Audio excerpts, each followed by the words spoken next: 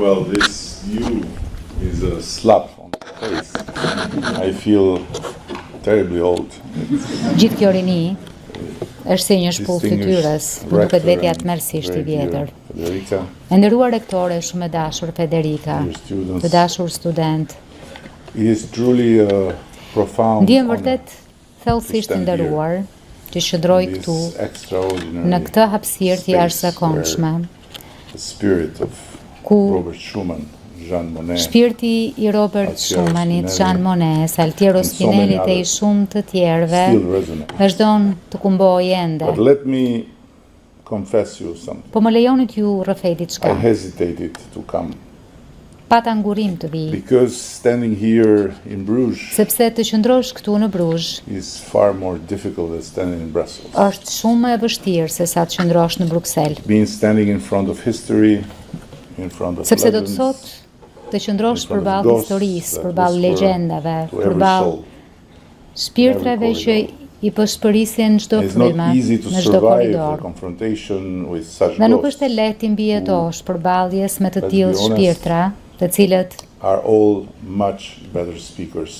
ta themi të vërtetën siç është. Janë të gjithë folës shumë më të mirë se sa ne të tjerët që jemi gjallë. Po në fund jam këtu. Pse erdha? Sepse ky kolegj nuk është vetëm një tempull dije, është një laborator I vetë Europës. Dhe I thash vetes, Bruzhi nuk është Brukseli. Mos shko në Bruzh të përsërisësh klishet, të raportosh për piketat, për standardet e ndërmjetshme, e gjithçka që ka të bëjë me këtë rrugtim neurotik. Shko në Bruzh, tu flasësh lirisht disa mendjeve ende të lira. Kështu që le ta bëjmë. Në shënimet e tij për mua, ambasadori ynë në BE me shije franceze, rreptësi gjermane, Ferit Hoxha, që është këtu në radhë të parë, më shkroi, ky qytet, Bruzhi, ka qenë gjithmonë më shumë se sa tulla e kanale. Për shekuj të tërë, ka qenë udhkryqi tregtisë, kulturës e ideve, dikur I quajtur Venecia e Veriut. Sot, palë kolegjit, është edhe zemra intelektuale që rreh Europës. Dhe mund ta dalloj, e ndjen menjëherë sa po hyn në këtë derë. Breza udhëheqësish, diplomatësh, mendimtarësh kanë ecur këtyre korridoreve. Dhe Federica po më tregonte portretet që shihni çdo ditë ndërsa kaloni syresh. Disa prej jush me shpresë një ditë do të bëhen komisioner të BE-sa, ministra, ndoshta kryeministra, madje edhe president të vendeve të BE-s ose edhe të vetë Bashkimit Evropian. Dhe ndoshta portretet tuaja do të jenë në ato korridore. Shpresoj që përpara çdo dieje të mëtejshme të çoni përpara frymën europiane që Jean Monnet ngërtheu në një resht. Nuk po krijojmë koalicion shtetesh, po bashkojmë njerëzit. Është e vështirë për mua ta shpjegoj se sa e lehtë është kjo frymë të minohet, madje edhe të varroset, sidomos në momente krizash, ku duket kaq fort e lehtë të numërosh kufit që ndajnë njerëzit më shumë se të ndërtosh urat që I lidhin ata. Të dashur miqtë mi të rinj, vetëm dje, në një bisedë në WhatsApp me mikun tim të dashur, kryetarin e Bashkisë Legjendar të Atinës dhe ish komisionerin e BE-s Dimitris Avramopoulos, ai më shkroi, ç'kohra po jetojmë, I dashur Edi, e sa më shumë do të dëshmojmë përpara se kjo epokë të mbyllet. Historia na kujton se kalimi në një epokë të re do të jetë I dhimshëm. Ai ka të drejtë. I përkasim një brezi që e nisi jetën nën lunatizmin e pushtetit, diktatura, maskuara si rend, frikë, maskuar si normalitet, e izolim, maskuar si sovranitet. Kjo eksperiencë gdhendi si tatuazh në kujtesën tonë sa e brisht është liria. Dhe këtë e ndjejmë ditët e sotme. Unë linda u rrita dhe jetova gjysmën e jetës sime në Shqipërinë e luftës së ftohtë, izoluar nga lindja e perëndimi. Një Kore veriu e Europës, fjalë për fjalë. Për mua Europa nuk ishte realitet, ishte një mit. Përfytyroni qiellin e pamartë, të errët, dhe krejt befas, të kap syri një yll të zbehtë, një kanal të ndaluar italian, një transmetim jugoslav, një sinjal të paqëndrueshëm të radios Europa e Lirë apo e zërit të Amerikës. Europa ishte një yjsi që e shihnim përmes ekranit të mjekut, një ëndër në bardhëzi që regëtinte në një ekran televizioni e më pas shtukej sërish e sërish, pafundësisht. Pastaj erdhi 1989, por Shqipëria nuk ju bashkua festës. Muri Berlinit ra, por muri ynë mbeti I paprekur. Ishim njësoj të izoluar si nga perëndimi kapitalist, ashtu edhe nga lindja që po shëndej. Dhe ata tanët gjithmonë në thonin, ne nuk jemi si ata, ne jemi ndryshe, ne jemi real, jemi të vërtetët, ata janë falso, të degeneruar. Ndërsa të tjerët çelën kufijtë, ne mbetëm të kyçur në bunkerin tonë. Një bunker që kishim ngritur vetë, e mjaft krenar, kështu na thuhej. Dhe vetëm në verën e vitit 1990, kur mijëra njerëz të dëshpëruar ka përthyen muret e ambasadave në Tiranë, u shfaqën çarjet e para. Dhe krejt befas, Europa nuk ishte më një yll që regëtinte në një ekran televizori përmes kanaleve të ndaluara. Ishte aty, e arritshme. Tranzicioni që erdhi ishte I rrëmujshëm, I dhimbshëm, shpesh kaotik e madje dhe tragjik. Skema piramidale që ranë mira të vdekur në kryengritje për kursime që kishin shkuar dëm. Një diktaturë mund të shembet edhe brenda javësh, po demokracia, institucionet, shteti I së drejtës, kërkojnë dekada. Nuk du të harroj kur një episod me Jusuf Vrionin, një aristokrat shqiptar, një prej mendjeve më të kulturuara që kam takuar në jetën time, një përkthyes kozmopolit Ismail Kadares në Francë, që kaloi vitet të tëra në burg nën komunizëm. Ai ishte një mit I mirë, ishte privilegj ta njihje. Në vitin që pasoi fundin e komunizmit, I thash, në një prej bisedave tona, Jusuf, pse nuk dukesh I lumtur që demokracia ka ardhur në Shqipëri, dhe ai më pa dhe nënqeshi. Jo, demokracia ende nuk ka ardhur në Shqipëri. Liria po, dhe jam I lumtur sigurisht që e jetoj në këtë moshë time të thyer e mos fundit kem të drejtën të votoj, ndërkohë që shumë nga shokët e mi vdiqën, disa në burg, disa të poshtëruar pa e parë një gjë të tillë. Unë jam fatlum, tha ai, po demokracia është më shumë se sa liria, është shteti I së drejtës.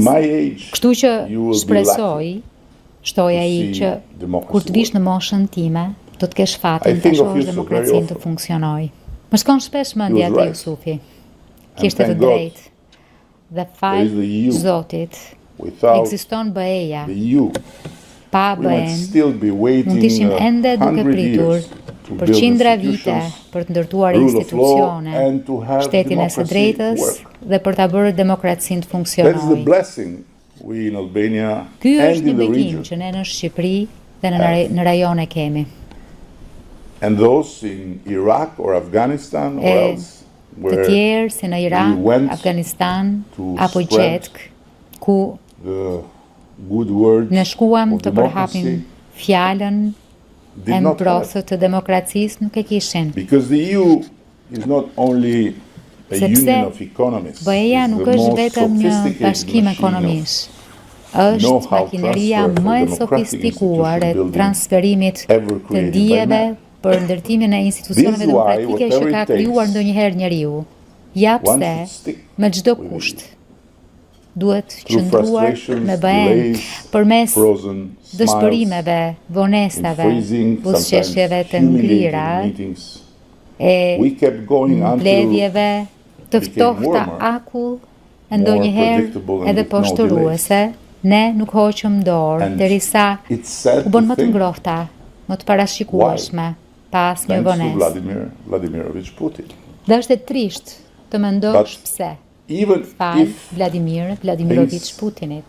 Come to normal in that front and the cold hits again in our front, we will keep going. Nëse gjërat kthehen në normalitet në frontin e tyre dhe do të bëhen të ftohta në frontin ton, ne do të vazhdojmë sepse alternativa nuk është një union tjetër, është asnjë bashkim, është asnjë rrugdalje. Dhe historia na ka mësuar që jashtë Europës kombet e vogla shndrohen në prej. Po e di, to nuk janë ditët më të mira për Europën demokratike e për vetë BE-n. Lufta është kthyer me agresionin mizor të Rusisë në Ukrainë. Konkurenca globale kombinon udhëheqjen ekonomike e teknologjike të Europës, ndryshimi i klimës, nuk është më një profeci, por tashmë zjarr që po djeg pyet Europës dhe po përmbyt rrugët e Europës. Polarizimi e keqinformimi kryejnë vetë oksigjenin e demokracisë, që është besimi. Rendi i pasuar në rregulla për qeshet hapur në çdo cep. E rendi shumë palë është dikur premtim i shenjtë i bashkë ekzistencës, sot merr frymë përmes një respiratori. Kjo është bota në cilën jetojmë. E në këtë botë, të rishduar kryq nuk është alternativë. Bashkimi nuk është luks, është mbijetesë. Siç thoshte Václav Havel. Shpëtimi i kësaj bote njerëzore zgjendet askund përveç se në zemrën njerëzore. Dhe kështu është edhe për Europën, shpëtimi i saj gjendet në zemrën e saj. Dhe zemra e saj mund të rrahë vetëm përmes bashkimit. Dhe këtu më lejoni të bëj pak provokuesin. Rusia shkon në luftë për të marrë Ukrainën. Ukraina kërkon të merret vetëm nga Europa dhe Europa thot, nuk jeni gati për ne. Sa absurd është kjo. E le të marrim sigurinë. Një Europë e paplot ndjell rreziqe. Le të marrim prosperitetin, zgjerimi shton tregjet, fuqizon zinxhirët e furnizimit, nxit inovacionin.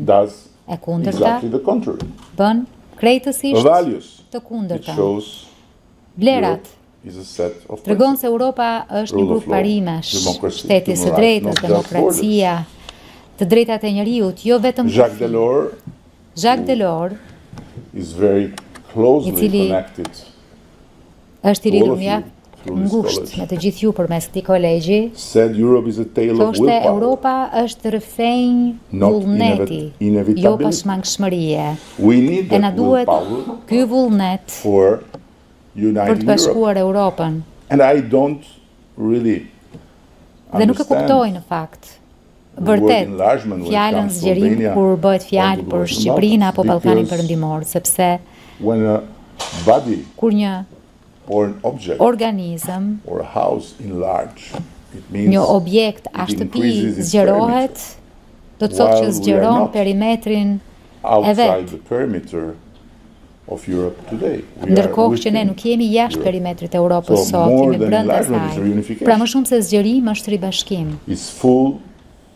Është një integrim i plot i organizmit të saj. Dhe mos harroni që Bashkimi Evropian është realiteti i parë në historinë e hartave e të gjeopolitikës, me dy kufi, një kufi të jashtëm dhe një kufi të brendshëm. Dhe brenda këtij kufirit të brendshëm jemi ne, Ballkani. si një fetus në mitrën e një gruaje shtatzënë. Mendoj kështu që më së fundi jemi në rrugë të mbarë.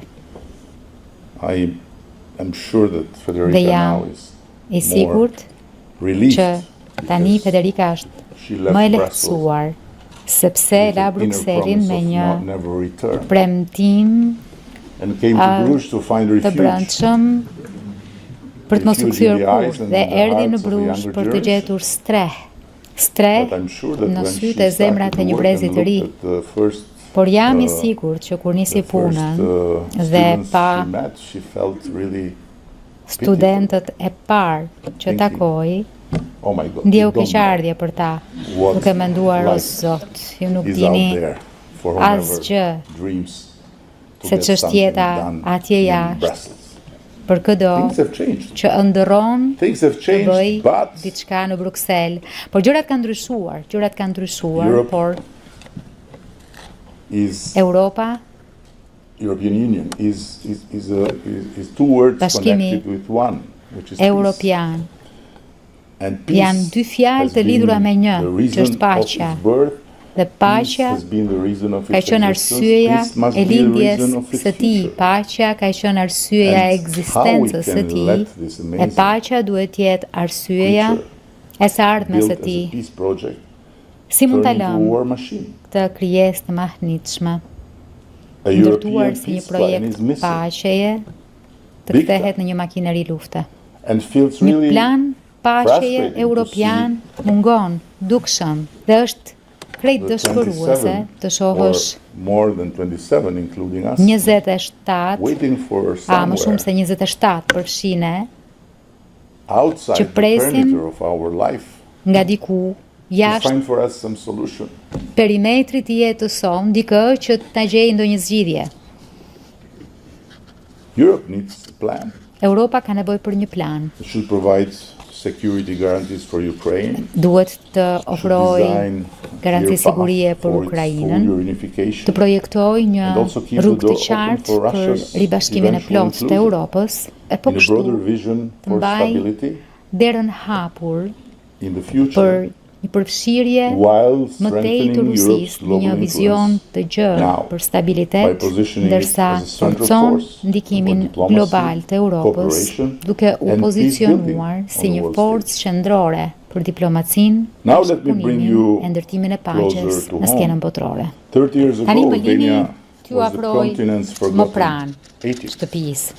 30 vjet më parë, Shqipëria ishte papafingoja e harruar e kontinentit, e kyçur e izoluar, e shpërfillur. Sot Shqipëria është këtu. E ka ardhur pasi ka çelur edhe 4 kapituj të tjerë për 11 muaj. Kemi çelur praktikisht 28 të tillë dhe kanë mbetur edhe 5 të tjerë për t'u hapur me shpresë brenda këtij viti, që është një rekord. Kur vjen fjala për ritmin e integrimit të vendeve. Është një shpejtësi që befason edhe priftërinjtë e arshipeshkët e Brukselit. Dhe më besoni që të befasosh priftërinjtë në Bruksel është edhe më vështirë se të befasosh Perëndin. Kështu që ne kemi rindërtuar gjyqësorin ton përmes një procesi rivlerësimi tejet rrënjësor, diçka që nuk është provuar kurrë më parë në Europë. Kemi harmonizuar ekonominë tonë me tregun e përbashkët, kemi përqafuar agjendën e qepur, kemi modernizuar transportin e infrastrukturën digjitale. Këto ditë të fundit, komisionerja Marta Kos po përmend kudo barometrin e BE-s për nivelin se sa vendet e Ballkanit mbështesin BE-n dhe zgjerimin. Dhe në fakt, për habi të gjithkujt që e dëgjojnë, mbështetja e Shqipërisë është Megjithatë i thash, dëgjoj, kështu ka qenë edhe për perandorinë osmane, 92%, edhe për perandorinë sovjetike, 92%. Ne u jemi besnik perandorive. Dhe ju rim besnik edhe miqësive. Kështu që gjithsecilit prej jush i jap një këshill, siguroni të keni një mik shqiptar. Siguroni. Mund të mos keni kurrë nevojë për të, por një ditë, në një orë ku ju duhet dikush, shqiptari do t'jetë i pari që do të vrapoj drejt jush. Federica e di këtë gjë, prandaj do pasaportën shqiptare. Kështu, në një hakmarrje të ëmbël ndaj së shkuarës sonë, Shqipëria tashmë është një nga vendet më të vizituara në Europë. 12 milion vizitorë në vit, në një vend prej 2.5 milionësh, është diçka shumë e madhe. Dhe këta njerëz, më së fundi, po përhapin fjalën që vendi ynë nuk është një vend i zymt, pa diell, e kriminal, ku shansi më i mirë është të vjedhin dhe më i keqi është të përdunojnë. Shqipëria nuk është asgjë nga këto. Në të kundërt, të gjithë ata që vinë nga mbar Europa e kuptojnë realisht se Shqipëria është vendi me nivelin më të ulët të vjedhjeve të shtëpive në Europë. Mbretëria e Bashkuar kryeson.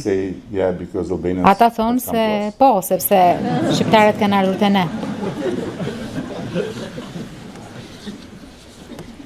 This is how you become when you leave European Union. Kështu bëhesh kur lë Bashkimin Evropian. You speak a lot of nonsense. Flet shumë gjepura.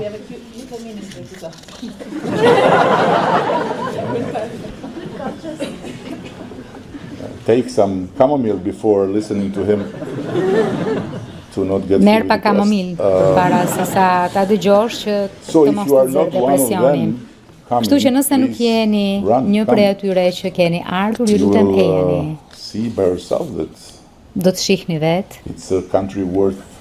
që është një vend të cilin ja vlen ta vizitosh. Një vend ku ende s'kam takuar ndonjë që të ketë ardhur e të mos ketë dashur të kthehet. Madje edhe ambasadorët e vendeve të EE-s që largohen për misione të tjera e kanë ëndër të kthehen.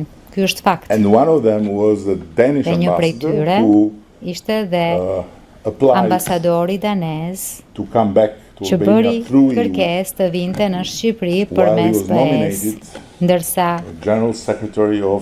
ishte emëruar si sekretari përgjithshëm i ambasadës daneze në Pekin dhe në fakt më erdhi mjaft habi që donte të vinte në Shqipëri e të linte Kinën dhe i shkrova çfarë po ndodh. Ai më tha nuk e kupton.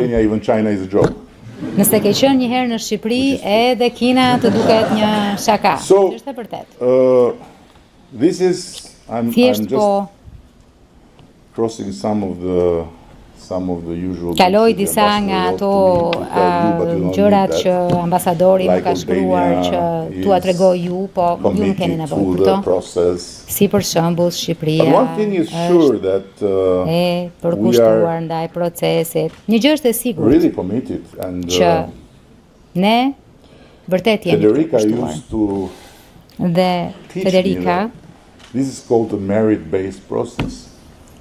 më mësonte se ky ishte një proces bazuar në merit. E gjithkush e përserit këtë proces bazuar në merit, kurse unë besoj që ky është procesi bazuar në martesë. Ndaj duhet shumë punë për të pasur një kontratë që është shumë e qartë.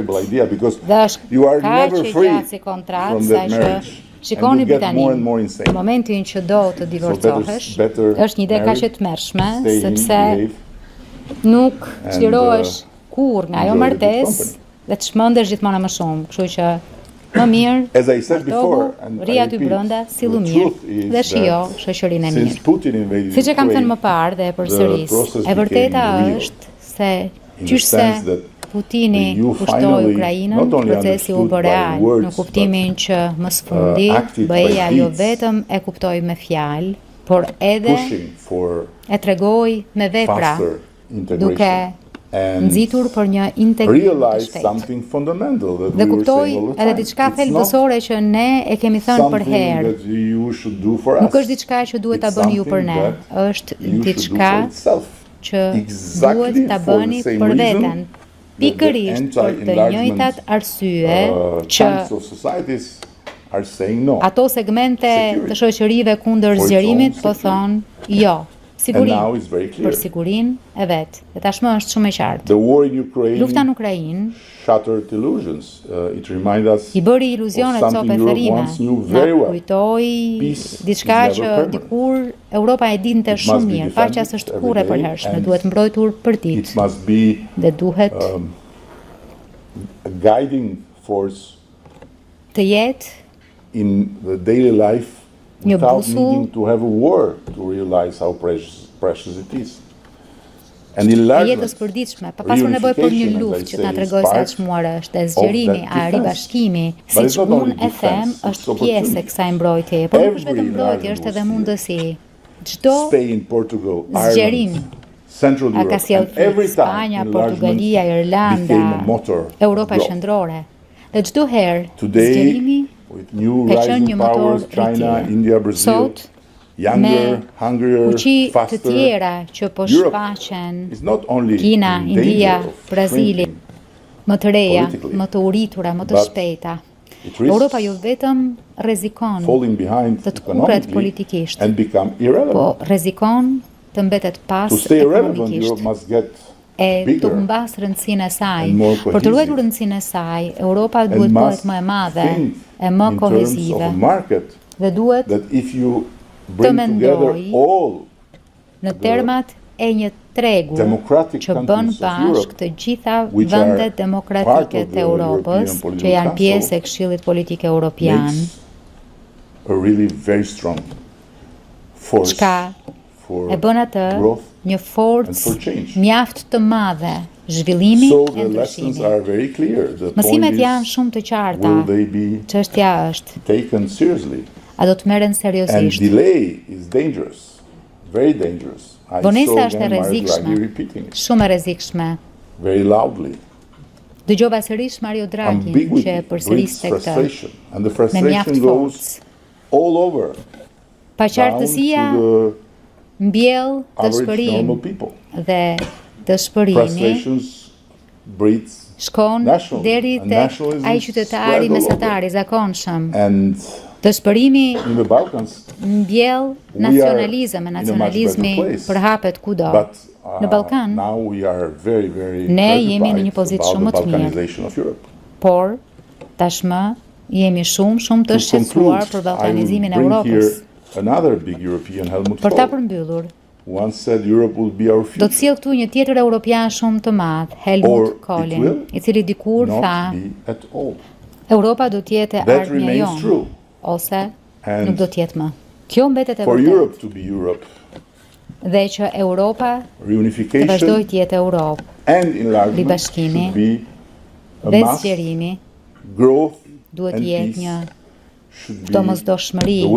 E rritja e paqja duhet të jenë krahët që kur të mos mbyllemi më, por që të rrimë gjithnjë më lart. Në të kundërt, nuk do të ketë më Europë.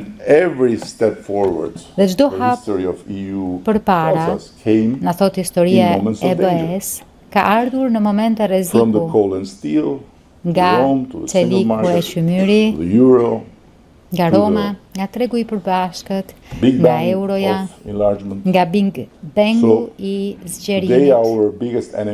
Sot, armiku ynë më i madh është fragmentarizimi në një botë tejet të luhatshme. E përgjigjja jonë më e mirë është bashkimi, me qëllim, solidaritet, e bindjen e patundur se paqja është ajo për të cilën duhet të punojmë në këtë kënd të botës. jo lufta. Ndaj le të ndërtojmë një Europë të fortë, siç është në ëndrat tuaja, dhe të patrëngur nga fati i saj. Lajmi i mirë është që Shqipëria është gati. Europa duhet i përgjigjet thirrjes dhe të gjithë së bashku duhet ta bëjmë që të ngrihet në nivelin e sfidës, pa harruar kurrë për paqe, për begati, për siguri që nën kupton për të ardhmen e saj. Faleminderit shumë.